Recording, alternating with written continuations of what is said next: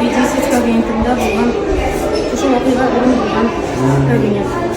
Hazır endi icroqi maqsadini ikkinchi kabinetdan indeksi ko'rganmiz yasanlar, anisi endi shunday yol zo'rsiz. Rahmat kelganingiz uchun. Как люди.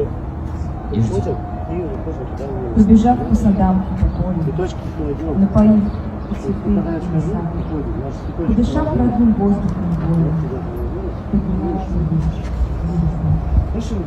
Становится выше настроение, прекращая звук. Я на это называю